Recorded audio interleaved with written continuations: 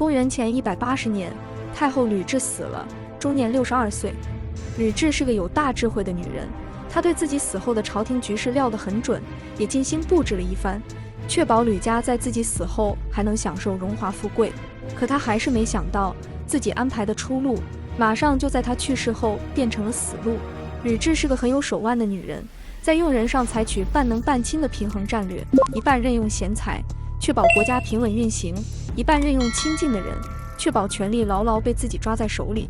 比如吕雉让陈平当相国，周勃当太尉，一个管政，一个管兵，基本上需要劳神伤力的事都给他们做，剩下那些事少钱多的工作就交给有男宠嫌疑的左丞相沈时期，还有姓吕的自家亲戚。半亲这部分，吕雉其实晓得他们能力不行，那也没办法，只能矮子里拔将军。吕产和吕禄便是这部分的第二种人。吕产是吕雉的侄子，他的父亲是吕雉的大哥，叫吕泽。吕禄也是吕雉的侄子，他的老爹是吕雉的二哥，叫吕氏之。吕产和吕禄的富贵，在大多数人眼里，完全来自他们共同的姑妈吕雉，但其实不然。至少他们的父亲在刘邦的大业创成记录中真的有功劳。吕产之父吕泽是带兵打过仗的，只不过这些立功记录分散在史书不同的章节中，不怎么被人记住罢了。比如公元前208年，刘邦和项羽在雍丘的那一仗，吕泽派出部将冯无泽参与此仗，最终大败秦军，斩杀李斯的儿子李由。再如公元前207年，有一个叫郭蒙的将领参与了击败秦军大将王离的杠里之战，而郭蒙早年正是吕泽的部下。前方将士的功劳，便是背后大佬的功劳。虽然吕泽直接战绩不多，但不能否认整体上他对刘邦阵营的贡献。最闪光的时刻是前205年，刘邦在彭城之下被项羽打得几乎全军覆没。当此危难之际，正是驻守在当郡的吕泽成了刘邦走小路前去投奔的对象。至于吕氏之，主要功绩则是在丰邑和沛县保卫刘邦的父亲刘太公，顺便也保卫自己的父亲吕公。综合以上因素，到了前201年正月里，刘邦特地将自己的2个姻亲兄弟喊出来，授予他们列侯之位。吕泽被封为周吕侯，吕氏之被封为建成侯。其中比较不幸的是吕泽，仅仅2年之后，他就因遭遇韩王信的叛军袭击，死于战事。吕泽的儿子吕产作为列属被封为小侯，这个小县也就是楚汉最后一战的所在地垓下。哥哥吕泽死后，弟弟吕氏之的地位在吕雉眼中就显得更为重要，尤其是后来刘邦专宠戚夫人，甚至一度要废掉吕雉所生的太子刘盈，改立戚夫人所生的赵王如意。就在吕雉惶恐不安的时候，有人劝吕雉找张良救急，但张良一贯神出鬼没，此时更是托辞多病，闭门不出。吕雉一个妇人到哪里去找他？关键时刻还是吕氏之建功了，他迅速查访到张良常去的几个地方，最终把他给找到了。在吕雉的盛情请求下，张良说出了所谓商山4号的策略，即当时颇有声名的4个隐居老者这样的名人，如果能被太子拉拢，就证明太子已经得到了大汉民心。得民心者得天下，刘邦自然懂得这个道理。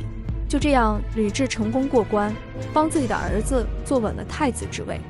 听着其实很容易，其实执行起来非常难。首先，张良就不是容易请动的人物；其次，4位隐居老人凭什么出来跟你混？司马迁没有记载其中的细节，但我们可以推测，吕雉和吕氏之乃至背后的吕家一定付出了很大的心血。不过，刘盈即位的第2年，吕氏之便去世了，留下3个儿子吕泽、吕种和吕禄。吕禄并不是他的长子，未能袭侯。直到公元前188年，汉惠帝刘盈去世时，吕产还只是普通的侯爵，吕禄同样在朝廷里没有担任什么要职。他们到底是怎么脱颖而出，被吕雉亲自提携的呢？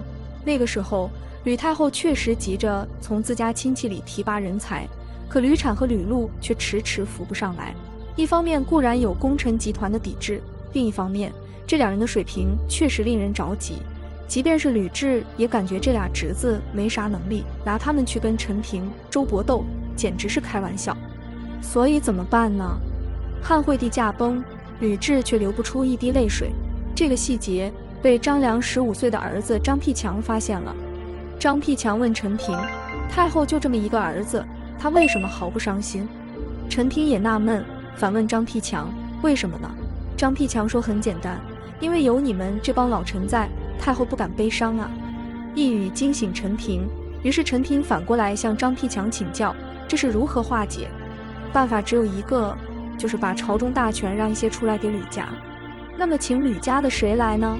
请注意，正是张辟强推荐了吕产、吕禄这两个名字。为什么张辟强要推荐这两个人？首先是张辟强的父亲张良，当年与吕禄的父亲吕氏之有过先前那段交情，而今既然要推荐吕家人上台，就选一个脸熟的。第二就是一种策略了，张辟强和陈平都属于功臣派，现在不得已要让权给敌对的吕派，不挑个愚蠢弱小的对手，难道选个聪明的给自己上强度吗？于是吕产、吕禄就成了最好的人选。有了功臣集团的配合，这两人升得很快，吕产被封了吕王，吕禄被封赵王。也就是说，功臣们为自己选定的两个对手，终于站到台前，成为敌对集团的话事人。只要干掉这两个就是胜利。陈平和周勃都很开心，吕雉心里也明白，功臣早就对他的所作所为不满，只要他一死，这场发生在朝堂之上的厮杀就必不可免。吕禄、吕产能力稍逊，但有了兵权就不一样了。正因为这个考虑，在他病入膏肓的前一刻，一份诏令将长安城里最重要的两支武装的指挥权交给了吕禄和吕产。兵权在手，功臣派实在闹不出什么花来，甚至为了谨慎，吕雉还特别嘱咐二人：大臣里有人要造反，你们小心点。说完这些话，吕雉与世长辞。这个时候，吕太后的权力布局是这样的：皇帝身边有太傅沈时期坐镇，后宫有皇后吕禄之女坐镇，朝廷与北军有相国吕产坐镇，南军有上将军吕禄坐镇。说实在的，你不得不佩服吕后的神机妙算，思虑周到。那么问题就来了，如此周密的盘算，为什么到了关键时刻会如蛛网一般软弱无力？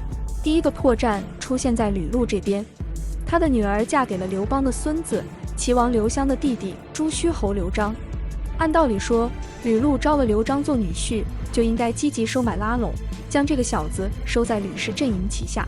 可惜吕禄这个败事有余的家伙收买不到位，他女儿的作用也不大，以至于刘璋心怀不满。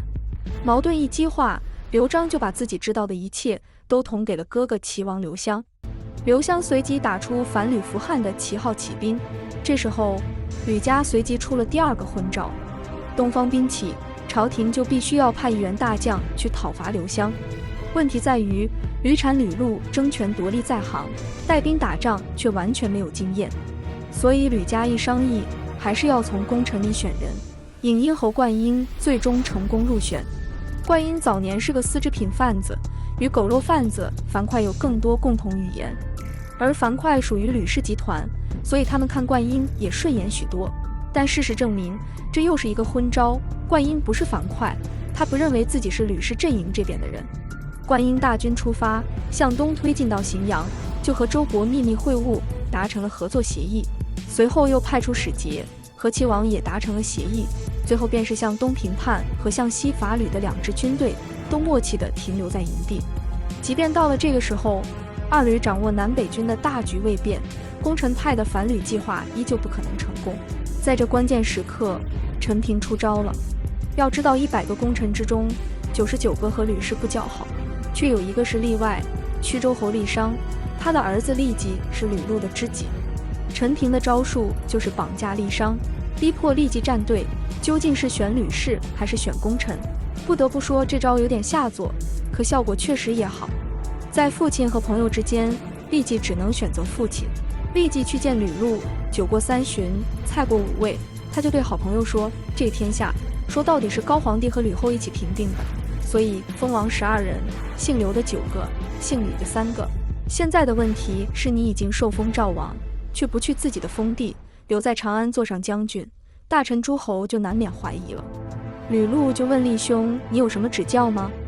郦吉这就开始忽悠，说人生有得必有失，你必须得选一样丢一样，要么安心做上将军，舍弃封爵，要么安心做赵王，舍弃军职。什么将军都是一时的，当王可是传给子孙的，孰重孰轻你还不懂吗？眼下最好的打算就是回去做赵王，至于朝廷里那些烦心事，就交给大臣们，这有什么不好呢？像这类忽悠粗看起来很有道理，可吕禄如果有脑子，就该想一想，如果交出大权，那些大臣是不是就会安心让他一直做赵王？如果这一点都没有保证，交出兵权，岂不是受柄于人？